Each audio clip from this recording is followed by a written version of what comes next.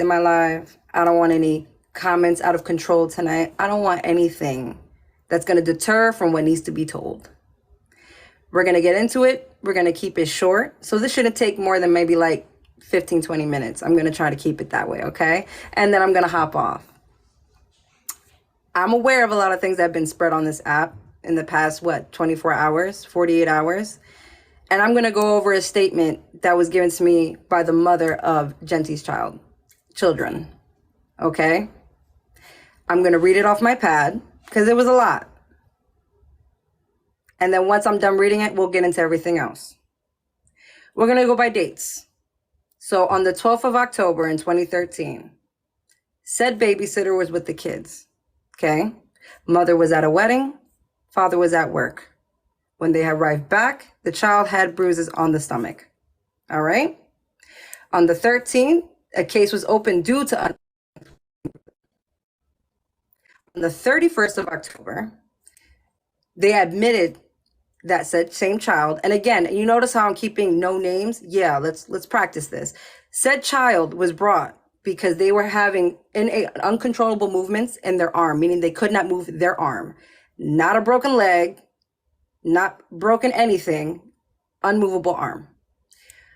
On November 13th of the same year, 2013, they found that said child had 5 healing fractures. So the kids were placed under an aunt's supervision. Now, please keep up with me.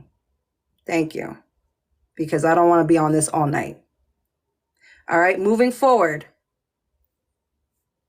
The baby was born. So the youngest was born. The youngest, at 7 months old, had a scratch on their face. Both parents didn't think anything of it, but it was reported as neglect. They were still just being parents. Sometimes we don't see it that way, but at the time, DYFS case was still open. So anything and everything goes. Moving forward.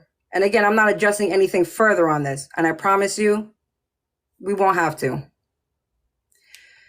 After this happened, they were told that either he were to leave or she would lose the kids.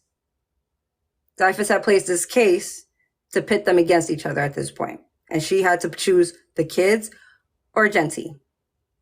Obviously, she did this for the kids. He was arrested, and his lawyer had advised him already because DYFS had already case against them, and they tried to play as they had enough to put him away. But we already knew that the state of New Jersey that they were in, that they were on their racist side. And they were going to go for Genty regardless. That being said, he chose to take the plea deal.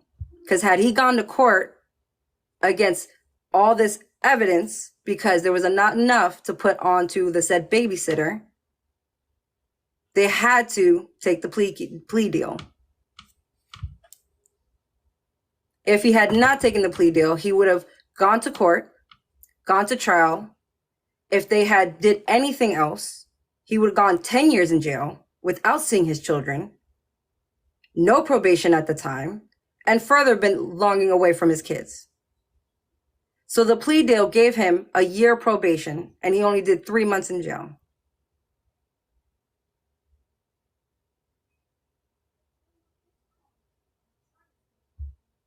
Parents make mistakes, everybody. You're not in their life. And to play a recording on this fucking app is disgusting. I'm not even going to go as far as to say that you're making parents relive a situation they didn't want to relive. You're making parents go through something they don't even want to go through. This had ended years ago. Years ago. You're talking about something that happened so long ago that DYFS finally shut the case and they got their kids. They live in this house. They've done nothing wrong. They have been parents just like I have been a parent, like Ebony has been a parent, like Ann has been a parent. Nobody's that dumb or slow to not understand that we make mistakes. We leave kids with the wrong people. But I digress from that real quick. I'm going to address something else because I don't want to make, his ex-wife uncomfortable because I know this is her. This is trauma to him. This is trauma for his children. But again, the remedials in the basement don't give a fuck about their traumas. So moving forward, let's address a couple of other things. I hear this rumor going around. I allegedly slapped his daughter. Y'all got to be kidding me. And y'all must do better. To think I put hands on anything, especially a child? Have y'all lost your fucking mind? Why would my stepdaughter, and I don't even call her a stepdaughter, I call her my daughter. Why would she be in the living room right now? Why would we get our nails done together? Why would we have conversations? Why would we text during the day while I'm at work? Make that shit make sense. If I slapped anyone's daughter, why would the mother of that said child allow her to be within my presence still? But y'all don't give a shit about the truth. Y'all want fake news. Y'all want dirt, drama, and shit to be dragged across the mud. You don't give a fuck about the truth. Y'all just want to paint everybody in an ugly light. Moving on. I'm aware of everyone posting picture of my dad, my dad and my mom. They act like stepdads don't exist. Do I look like the mother of his ex-wife's children? No. So why would my kid? Hello. Can we think about this real quick? It's my stepdad, and God rest your soul, Daddy, because I know he's dead. About 4 years now. Passed away from COVID. Had cancer. Still black, baby. So your bitch ass family can shut the fuck up with your white grandfather. Yes, you, Blaze. Don't give a fuck. You're mad. So stay mad. You want to bother a 75-year-old woman because you're bored, because my man's not giving you attention? Cry about it. Cry about it until the pillars cave in. You got more shit to worry about on this app than me. Your wife calls you slow. I would be more concerned about that. But moving on. For the allegations and the questions about my husband right now, that is nobody's concern on this app. Nobody on this app should be talking about my husband or whatever is happening with my husband, because that is my husband. The only person who has full information is me.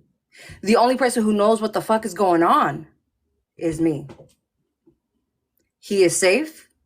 I am safe. And our kids are safe. And that's the only thing y'all need to know. There will be no other information. There will be nothing else said. We're not sharing shit. And that's because I fucking said so. It's gonna stay that way. For my last and closing into this is now a legal matter. That being said, after I turn off this live, nothing else will be said. Y'all really fucked with the right family. And I just wish y'all good luck. Have a good night, y'all.